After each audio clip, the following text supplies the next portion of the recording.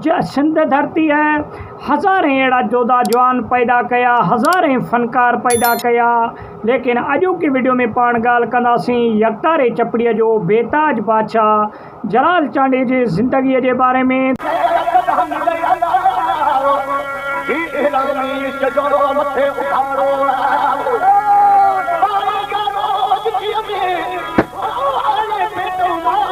तालिक हुयो, लेकिन मोहम्मद उर्स चांडियो जलाल चांडे खे हिकु बहितरीनु शौक़ु हुयो ऐं जलाल चांडियो जॾहिं अखि पटियो त परे परे ताईं को राग ऐं मौसीक़ीअ जी का सुञाण न हुई।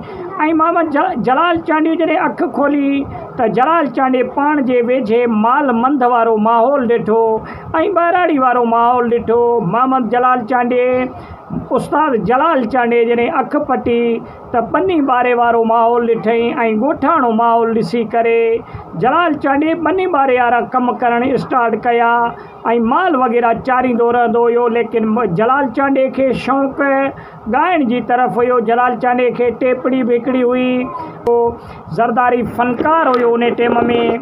उन जा कलाम ॿुधी करे ऐं जेको आहे सो रूह जो रिहाण कंदो हुयो ऐं ठिकरियूं खणी करे वॼाए करे ऐं जेको आहे सो ॻाइण जी सिखिया बि वठंदो हुयो।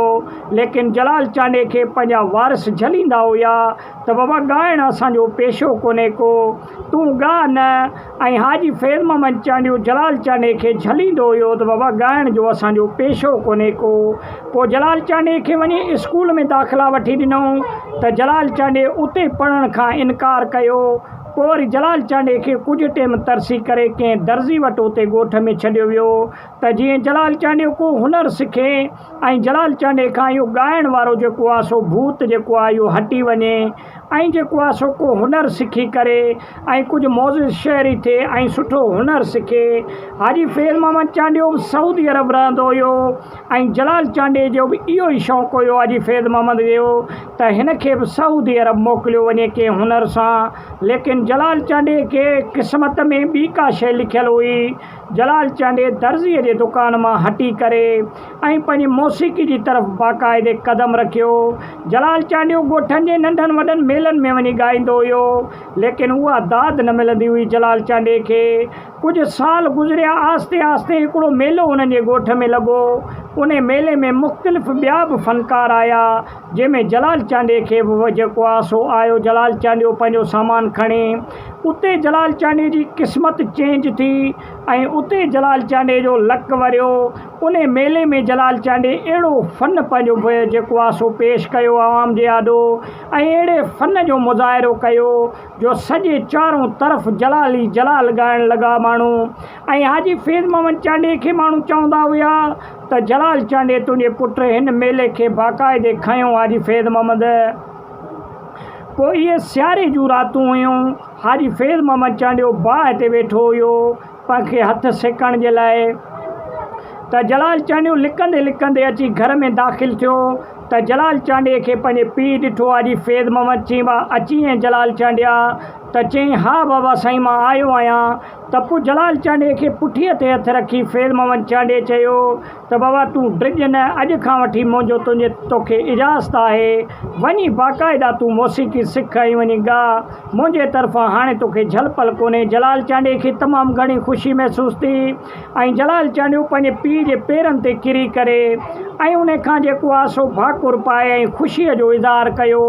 पोइ उन ॾींहं खां वठी जलाल चांडे पंहिंजो बाक़ाइदे मौसीक़ी जी आगाज़ कई।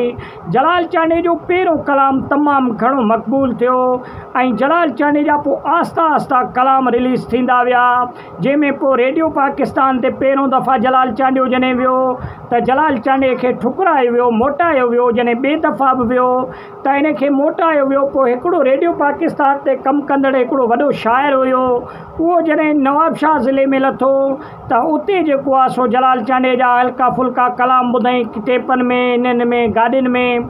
त पोइ उन शख़्स पुछा कयो त हे माण्हू केरु आहे ऐं किथां जो फ़नकार आहे।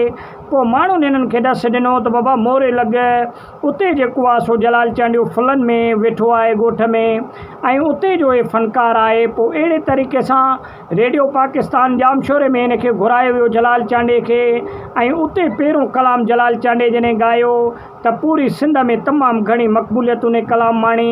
पोइ आहिस्ता आहिस्ता सॼे सिंध में उन जा एल्बम रिलीज़ थींदा विया ऐं जलाल चांडियो ईअं मक़बूल थींदो वियो त जीअं उभरंदड़ सितारो हुजे अहिड़े तरीक़े सां उभरंदो वियो जलाल चांडियो। सिंध में पंजाबी फ़नकारनि जो तमामु घणो हलाक हूंदो हुयो ऐं केसटनि जी दुनिया में पंजाबी फ़नकारनि जो हिते सिंध में तमामु घणो जेको आहे सो हिकु दबदबो हूंदो हुयो। लेकिन जॾहिं जलाल चांडियो आयो त जलाल चांडे पाण सां अहद कयो त पंजाबी कैस्टूं हिन सिंध मां असां पंहिंजी मादरी ॿोली सिंध खे तरजीह ॾींदासीं, पंजाबी फ़नकार ऐं पंजाबी कैस्टूं सिंध मां ख़तमु कयूं वेंदियूं। त ईअं ई थियो, हुन मर्द मुजाहिद पाण सां जॾहिं अहद कयो त उन करे बि ॾसियो। आहिस्ता आहिस्ता 1987 ऐं 1988 में बिल्कुलु ई पंजाबी फ़नकारनि जो ऐं पंजाबी कैस्टनि जो सिंध मां ख़ात्मो थियो ऐं जाॾे बि तव्हां वेंदो जलाल ऐं जलाल ॿुधण में तव्हांखे ईंदो। सिंध हुजे चाहे पंजाब बलोचिस्तान ताईं जलाल चांडे पाण खे मक़बूल कयो ऐं जिथे किथे जलाल चांडे जा ई एल्बम रिलीज़ थींदा हुया। वॾी महिरबानी, उमेदु आहे त नंढो वीडियो पसंदि आयो हूंदो, लाइक ऐं शेयर कयो।